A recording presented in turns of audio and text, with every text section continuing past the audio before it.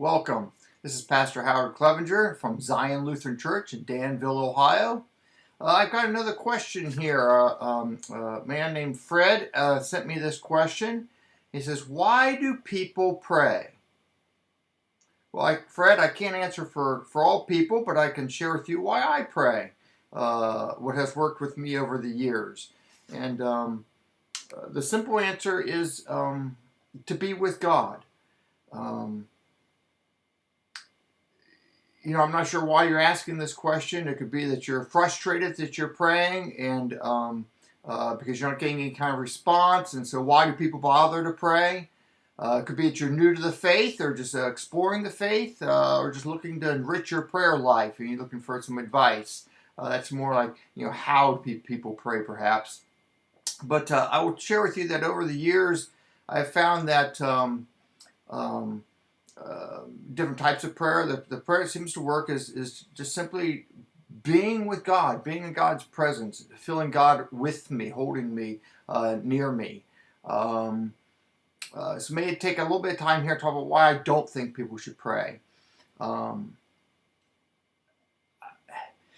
I should be careful there. I don't want to say you can't pray this way. I've just found it personally not very rewarding. First is to try to convince God that you know what you need. And what I mean by that is it's the classic, help me get the winning lottery ticket sort of prayer. Gee, God, I'm a good, faithful person. I really, really, really, really, really want this. Do this for me. There are examples of this in the Bible of people pleading with God, of people who are saying, here's what I need. They're very sincere. Jesus often goes around and asks people, what would you like? And he grants it to them. But to me, it's always kind of came like a kid in a candy store sort of thing. Give me this, give me that. And it's all about my wants, my needs. And somewhere along the line, the premise of that kind of prayer is, I know what I need. You don't, God. So let me tell you so that you do it for me. And I just have a problem with that. I think faith to me tells me that God already knows what I need. God is a good God. God's going to give me what I need. I don't need to beg and plead for that. God, just out of his goodness, will naturally give me what I need. And so I don't need to pray about those things. And so maybe I take a little time here and say how to pray, because it's related. If I'm praying just to be with God, just simply be with God. And what I mean by that is, imagine if you have a spouse or a parent or children, grown children that maybe you're seeing, or grandchildren. Often when you go over to see them, you go make these, a visit, or you haven't seen them in a few months and you go to visit. It's just to be with them. It's not to get something from them.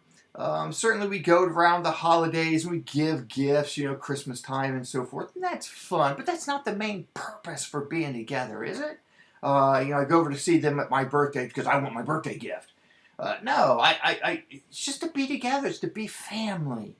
God, as part of your family, your father, right? Your father in heaven. There's this sense of just sitting down with him and just being together. Jesus, your brother, just sitting and being with him, enjoying life together. That's where prayer is. And so how to do that isn't I go lock myself in a little room and it just whatever is on my heart, my mind, and I just spill it out to him. It's to include him. So the source isn't me anymore. Now the source is him. And so what I do is I get my Bible out and I open up to the Psalms and just start reading some of the Psalms. The Psalms, they're located right in the middle of the Bible. They are the language of prayer. They teach you how to pray, the types of prayers. Each one of those are prayers.